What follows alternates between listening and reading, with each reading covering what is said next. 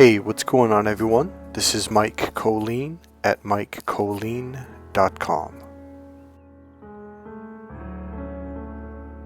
Okay, so this video is really going to be an unofficial video. It's really about a day, or I should say a few days in Mike Kollin condensed into one video. So I picked this song because of the birds chirping and because that's what this video is about. There's a couple animals that I saved. There's a deer, a mama deer that gave birth behind my balcony, and I'm going to show you the babies and a couple other things. So one thing you're going to notice, animals are literally drawn to me. So I'm going to give you an example before I show the videos. So there's been a few mama deers, and each time they leave a baby, eventually that baby, if it's a female, it will stay, okay? And then it'll give birth for a couple years, and then one of those babies, or sometimes two, will stay and give birth to their babies behind my balcony. So this has been going on for over 23 years. So animals are literally drawn to me to the point where they will crawl into my hand, and I actually have a video, let's see, not a video, but a couple pictures of this. And there's a video starting at 6:40. Alright, I want to give you a really cool story when I was a little kid, when I was about 3.5 to 4.5 years old.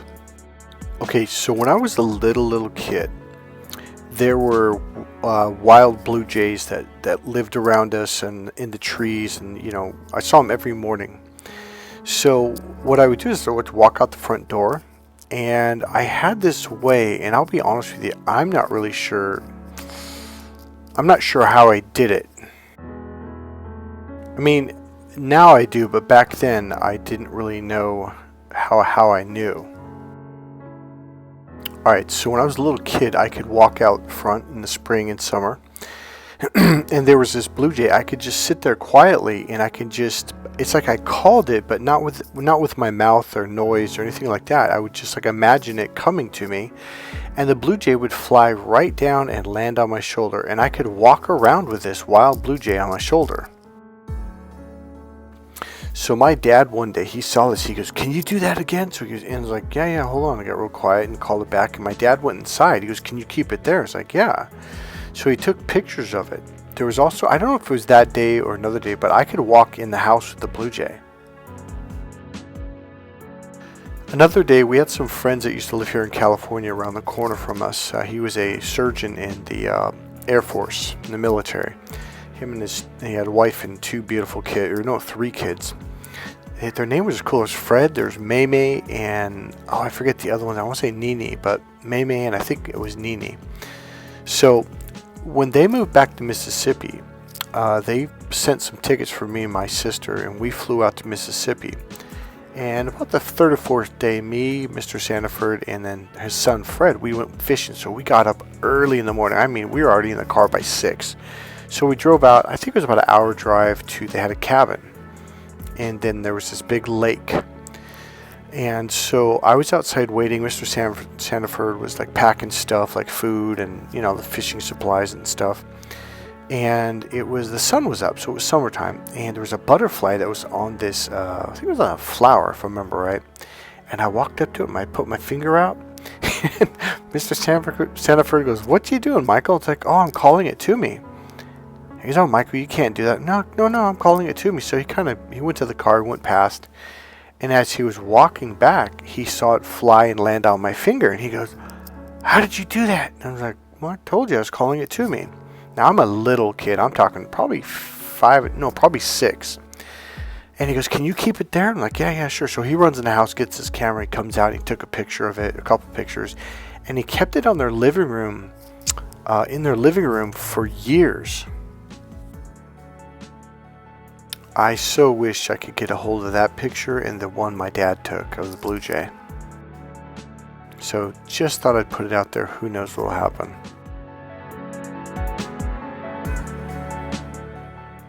Alright, so one more quick piece. So a lot of people kind of trip out when this happens, especially men. So all I'm doing is I'm becoming very grounded. All the stuff I've taught you, I'm not going to go into it, but I just basically ground myself emotionally. I drop my awareness down inside. Okay, I'm really tuning into my body. When you do that, you tune into Mother Nature. So animals are very right-brained because they have to for survival. So when you go into the same system that they're using, you're very familiar to them.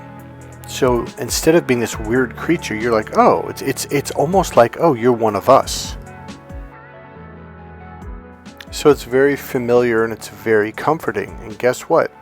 It's the same thing that I do to, you could say, attract women, because it's the same system they're using.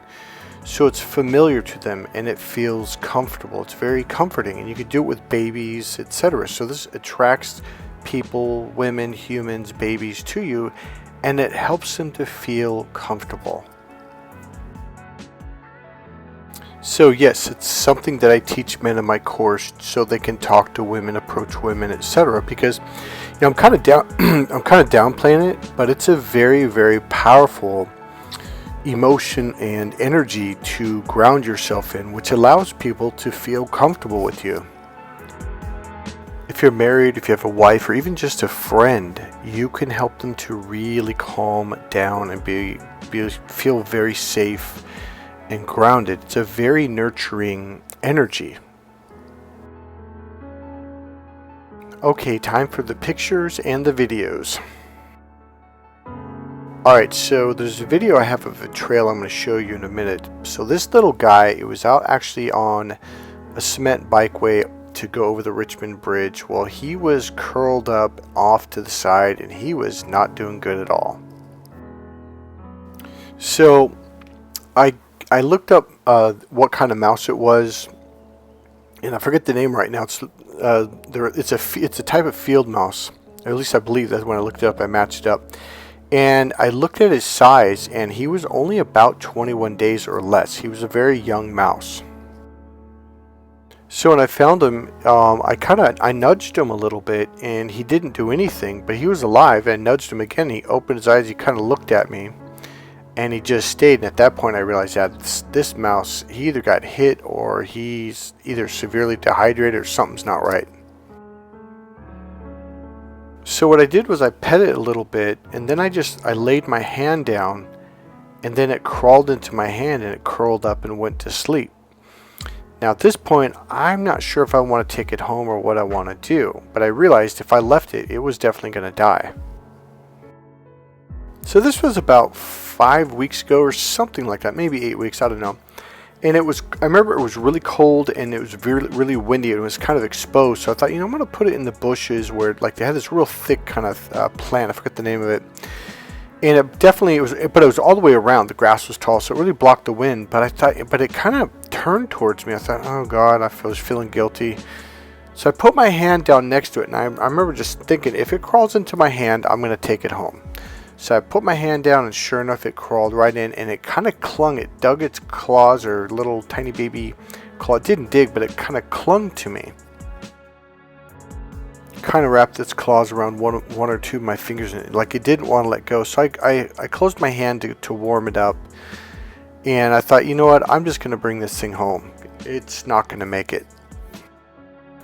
So I put it in my console, the armrest. I put my arm on it. Pops open like a rectangular thing in there. And I just put him in there, drove home, and then put him in this little wood box, gave him some tissue, and I put water. One had salt in it, and one had a little bit of sugar in it. So I left him in there for a couple hours, maybe 3-4 hours, and then I went to the pet store and got this little chunks of mouse food that basically the hamsters, they give it to the hamsters and mice, little square block things. And I gave them some, what did I give them? Some kind of fruit or vegetable. I'm trying to remember if it was carrot and something else. I gave him 2 or 3 different things. And oh, poor little guy, he was so exhausted. I do remember putting some of the sugar water, a couple drops on my finger, and putting it next to his mouth and getting his mouth wet. So eventually, probably a few hours later, I didn't do it right away, but eventually I did some energy healing on him, and regardless, he pulled through. He ended up kind of kicking into gear eventually. So he did. I remember I opened the box about, I think it was like 4, 5, 6 hours later, and he was drinking. So I thought, okay, that's good. And then that's when I put a little bit of food in. And then the next day, that's when I put in the chunk of the mouse or the hamster mouse block thing. And I think at first he was too weak, but then he eventually started biting on that thing, and that's when I thought, okay, he's gonna be okay.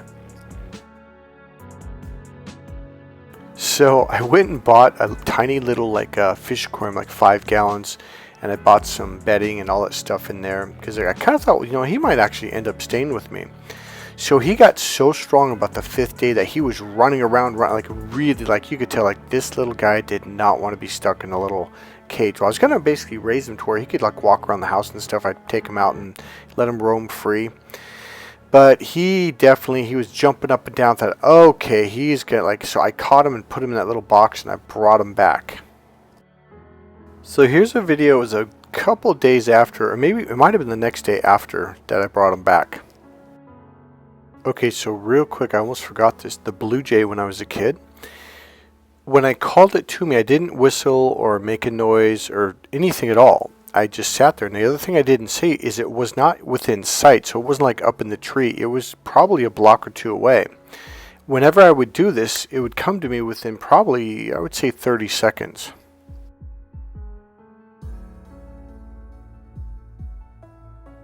It's a beautiful day in the neighborhood. It's beautiful out today. There was an accident, so the traffic's backed all the way out. It just happened about 10 minutes ago. Anyways, thought I'd show you the beautiful sights. This is the Richmond Bridge. Berkeley is right over there, and then Emeryville's there, and San Francisco's that way. And then Napa is all the way wrapped around up that way quite a ways, about 30 minutes. So just kind of show you, I go for a walk. So there's a walk path on there, goes all the way across the bridge to Richmond, where everybody wants to go. No, I'm just kidding. It used to be a very dangerous city. Now it's better, but not that much better. San Francisco decided to take the lead on that. Yeah, they're saying San Francisco's getting cleaned up, but I'm not too sure about that. This way. So I thought I'd just take you for a quick walk. So I'll give you a little quick story. Up where that guy is right up there, about to take the corner, there's a little baby mouse, and it was laying on the side, not this curb, but the curb right there, but it was up around there. Hey, what's up, dude? You're on YouTube, man! You're on YouTube! That was a little crazy. That was a first. What did he say? I'm for the stars? Anyway, so I caught a little mouse. Well, I didn't catch it. It was like, here, let me do this. It was right on the ground, but it was tipped over on the side of this right here, and it wouldn't move. So I touched it once or twice, and it was a tiny mouse. It wasn't fully grown, and I felt sorry for it, and it didn't move at first. So I nudged it one more time, and then it slowly looked at me, and I was like, oh, it's not doing good. And so I nudged it again. It just ignored me. So I put my hand down. It crawled into my hand. It is little. It's probably about 4 weeks old. 4 weeks old. And so I put him in the grass up there, but it wasn't this long. It's kind of flat. Put him behind these bushes because it was kind of windy and it was kind of blocking it. And he crawled out and he crawled up to me. So I put my hand down again. It crawled right back into my hand, and it just laid down, kind of clung to my hand too. This little tiny claws that gripped my skin. So I figured, well, I'm gonna take him home because otherwise he's gonna die. I figured he was probably exhausted and didn't have water. He was probably dehydrated. I didn't know how, because it's been raining. It just got done raining today, and it's been raining almost every day for months now. We had about 3 or 4 days of no rain, but still. Either way, though, I figured it probably needs water with some sugar. It needs glucose. So sure enough, I drank out of that. Gave him some water with salt a couple hours later. Drank out of that. Gave him some food. The next morning, it kind of was walking around really shaky. It was really shaky. And then what I did was I went to the store, got some mouse food, and ate that. And the next day, it was doing a little bit better. But every time I put my hand in the cage, he would crawl right in and he would just go to sleep. So I thought, oh, he's a keeper, right? So he's doing better. And then the third day, the same thing. I put my hand down and crawl right back in, and it didn't want to leave me. And it didn't want to go to the cage either. It just wanted to stay with me. And so I would like kind of put it in my arm while I'm watching TV or YouTube or whatever. And then the next day, it was like, I think it was the fourth day, maybe the fifth day. It was fully energized, and it was running around like crazy.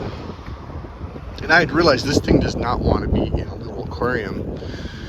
So I put my hand there. Now it crawled up my arm, but it tried to get away. So then I put it back in real fast because I realized like if this thing gets loose, it's going to be gone. So I realized like this thing needs to go home. So I took it back up here and let it go.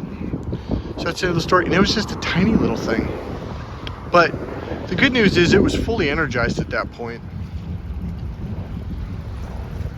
So I'm going to end the story. Well, actually, let me show you a little bit of the clouds. So I actually left it some chunks of that food, some carrot, and it was apple that I also fed it. And I left a thing of water there. That way it could kind of keep going, hopefully figure his life out. Perfectly good bike. Broke. Anyway, it was fully energized, like, so it was real strong. So I felt really good about that. Figured it was going to be strong enough to survive. So that's the end of the story. All right, peace.